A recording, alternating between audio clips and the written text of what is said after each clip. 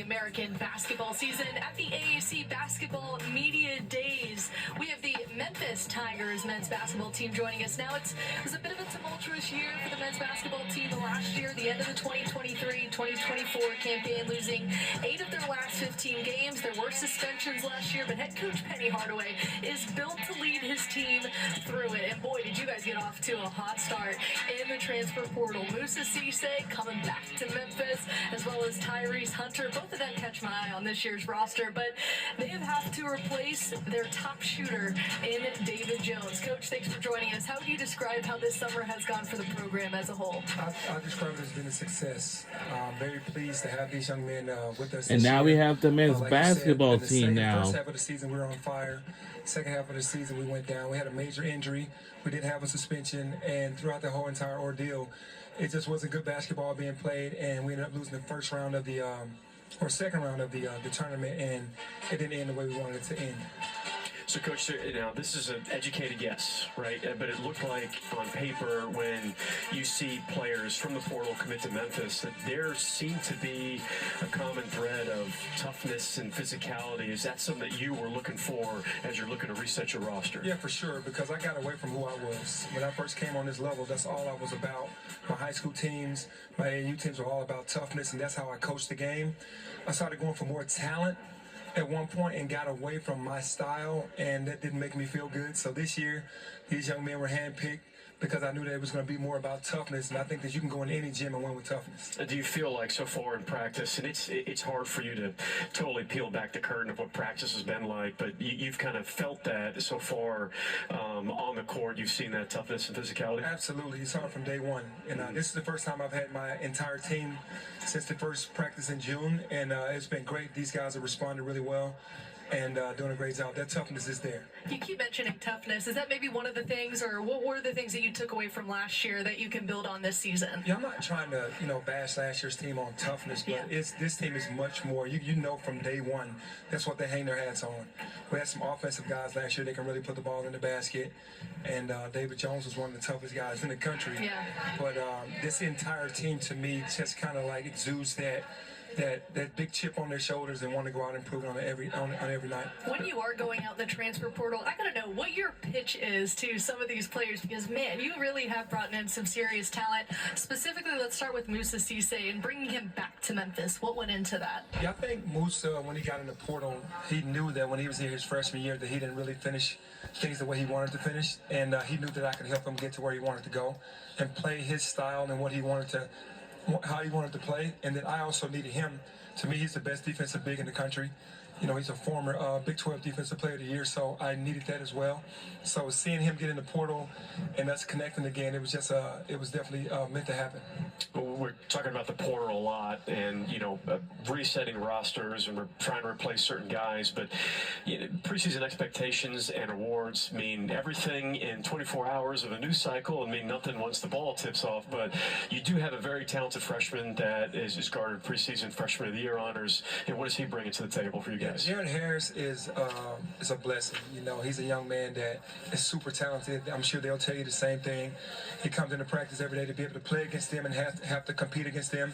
He shows flashes of greatness, and the sky is the limit for him. I mean, he's a guy that comes in every day eager to learn, and you can just see with his length and his speed how he'll help us affect the game. That's brutal having to go against those two guys in practice, man. I'm lining up against you guys. I wouldn't want to do that. No, I wouldn't either, but Jared does a good job of trying to battle. They take him under their wings and try to help him out. Coach, you're going up against some stiff competition too. We just saw in the Maui Invitational that you're going to get the NCAA champion in UConn. What can your team learn from facing such a talented roster that they have there at UConn? Yeah, what you learned initially is that, being back-to-back champions is hard. And their culture is what really breeds that, because everything that you read about them is about how hard practices are, how mentally tough you have to be, how physically tough you have to be, the execution that they put into every possession on both ends of the floor. And we can learn that, from those guys, because I remember when Danny was in our conference, and he and I spoke about it all the time, and he was like, hey, man, I want to get to a championship. And obviously he made it there before I did, and I'm really proud of him. But you learn that it's hard to win, and when you do win, it's a great feeling. Yeah. So you got Dane Danger and Moussa Cisse and those bigs. Those are physical, big, strong, tough rim protectors, guys. But you've got this litany of backcourt, right? And obviously, PJ and Tyrese here. We talked about Jeremy. You got guys like Colby. How do you coach guards, point guards, combo guards in your system? Yeah, I teach them to be aggressive, not to just go to score, but to make the best play. Believe in hockey assists, make others better, and it just, to me, it makes the entire team better. So when we're in practice, I'm always teaching them how to see the play ahead, how to handle both ends of the floor, and how to be prepared. When you do bring in so many new faces, you're always looking for who's going to stand out and be a vocal leader, who's also going to lead by example. Who are some of those players from this summer? Well, right away, it was Tyrese and Moussa. PJ's a kind of quiet one right now that we're trying to get to talk. He's more about business than anything. Okay. That's his thing, though, so that's not a bad thing. But Tyrese and Moussa were the guys that came in right away being vocal leaders. Well, you set me up now, PJ. I got to ask you a question. Yeah, you can put the mic up, and now you actually have to talk. What's really interesting about your game, which I think when people see the stats, they don't really understand. You know, when you go on the NCAA.com and you look up the stats of everybody, Zach Edey was the most dominant player in college basketball last season, and he shot the most free throws. You were number 2 behind the most dominant player in college basketball. Where does that, I mean, I know it might be hard to explain, but that attack mode and fierceness of getting to the free throw line, which sometimes in today's day and age, players tend to shy away from that. I mean, yeah, it's just a skill I learned at a young age. It's just like, if you're not like hitting shots, things like that, the easiest shot is a free throw.